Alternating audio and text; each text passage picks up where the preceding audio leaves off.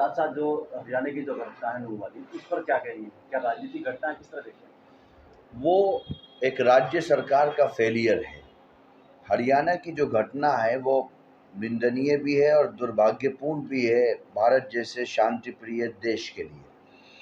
और जिस तरीके से एक धार्मिक यात्रा के माध्यम से कुछ लोगों ने एक स्पेसिफिक कम्युनिटी को उकसाने की का प्रयास किया है, वो लोग जो 2 लोगों की हत्या में मुलजिम थे, जिनको एक राज्य सरकार कई दिनों से तलाश कर रही थी और एक राज्य सरकार उनको संरक्षण दे रही थी, वही लोग सोशल मीडिया पर आकर के कम्युनिटी को टारगेट करते थे और उस धार्मिक यात्रा के माध्यम से समाज के अंदर अशांति पैदा करने का एक प्रयास कर रहे थे।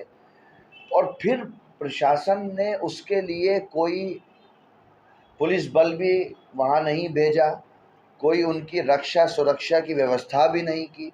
जब स्थिति बिगड़ गई, लोग आपस में टकरा गए, तो कई घंटों के बाद वहाँ प्रशासन पहुँचा और उसके बाद वो आग फैलते फैलते गुरुग्राम चली गई, गुड़गांव की तरफ चली गई, जहाँ एक मस्जिद को जला दिया गया, एक इमाम की हत्या कर दी गई। हम धार्मिक यात्रा पर हुए पथराव की भी निंदा करते हैं, उसी तरह जिस तरह हम एक कम्युनिटी के खिलाफ हेट स्पीच की निंदा करते हैं। हमारे देश में फ्रीडम ऑफ रिलीजन भी है, फ्रीडम ऑफ स्पीच भी है, फ्रीडम ऑफ एक्सप्रेशन भी है, लेकिन आईपीसी ने फ्रीडम ऑफ एक्सप्रेशन की सीमाओं को तय किया है कि उससे आगे अगर आप जाओगे तो फिर ये फ्रीडम ऑफ एक्सप्रेशन के दायरे में नहीं आता है।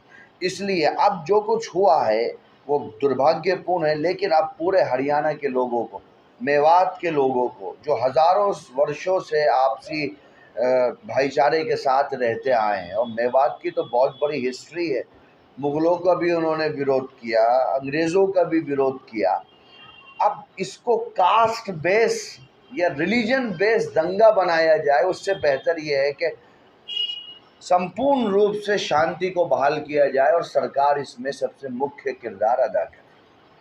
जो ज्ञानवापी का जो प्रकरण चल रहा है आज, इलाहाबाद हाई कोर्ट ने भी उस पर सर्वे का ऑर्डर कर दिया है, भले कुछ मुस्लिम संगठन विरोध करते आए थे पिछले दिनों से, तो क्या कहेंगे? विरोध तो कोई भी कर सकता है, ये किसी का भी कॉन्स्टिट्यूशनल अधिकार है। जब संविधान के पदों पर बैठे हुए लोग ये भी कह सकते हैं, जो उन्होंने कहा है 1 हफ्ते पहले, तो वो तो कुछ भी नहीं है विरोध के। उन्होंने तो विरोध से भी आगे की बातें कर दी, वो तो न्यायपालिका को ध्वस्त कर दिया। उन्होंने कहा हम सुपीरियर हैं, हम जो बोल रहे हैं वही है। किसकी तरफ इशारा है आपका? तो आप भी समझते हैं किसकी तरफ इशारा है। अब उस नाम की मैं चर्चा नहीं करना चाहता, क्योंकि मैं कोई पॉलिटिकल आदमी तो नहीं हूँ, लेकिन मैं लॉ का स्टूडेंट हूँ, मुझे पता है एक सीमा क्या होती है संविधान की। जो लोग संविधान की ओथ लेकर के आज सत्ता में हैं, अगर वो संविधान की सोल को कुचलेंगे तो वो एक सक्षम सुरक्षित भारत का निर्माण नहीं कर पाए। तो ज्ञानवापी का मसला चूँकि सब जुडिस है, हाई कोर्ट का एक निर्णय है, अब मूव किया है सुप्रीम कोर्ट के लिए, तो सुप्रीम कोर्ट से मुझे उम्मीद है कि एक ऐसा फैसला आएगा जिससे सबको सहमति होगी और देश और प्रदेश के अंदर इस टॉपिक को लेकर के शांति। ट्रेन में घटना हुई और उसमें मुख्यमंत्री और प्रधानमंत्री के एक कहा था वोट देने की अपील भी की गई थी गोली मारने के बाद। हाँ, बहुत गंभीर घटना है जिसमें एक पुलिसकर्मी के साथ में 3 मुसलमानों को निर्ममता के साथ में उनको मार दिया गया, और फिर वहाँ पर मारने के बाद वो अपराधी कहता है कि साहब ये मोदी और योगी जी का देश है। तो क्या इसी देश की कल्पना है, या ये जो जहर फैलाया जा रहा है इसका मुख्य अपराधी कौन है? और फिर डूब मरने की बात है कि ये कहा जाता है कि साहब वो आदमी मानसिक रूप से रोगी था। मानसिक रोगी के हाथ में आप हथियार दे दोगे, बंदर के हाथ में माचिस दे दोगे, फिर उससे क्वेश्चन करोगे कि साहब जला क्यों दिया? तो ये तो हमारे सिस्टम का फेलियर है, और इससे समाज के अंदर एक ऐसा मैसेज जाता है कि लोग ये समझते हैं कि स्पेस ख़त्म होता जा रहा है देश के अंदर।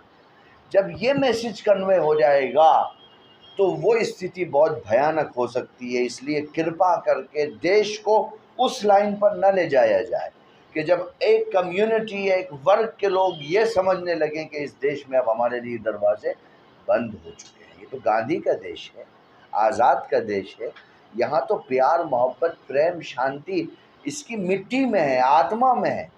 तो आप कृपा करके, अभी जो हुआ ठीक है, बट शांति हाउ एनी, सबको मिल करके शांति बहाल करनी चाहिए। हरियाणा सरकार अब इस पद पर अग्रसर है कि वो पीस कमेटियों से, धर्म गुरुओं से कह रही है कि साहब आप शांति की अपील करें।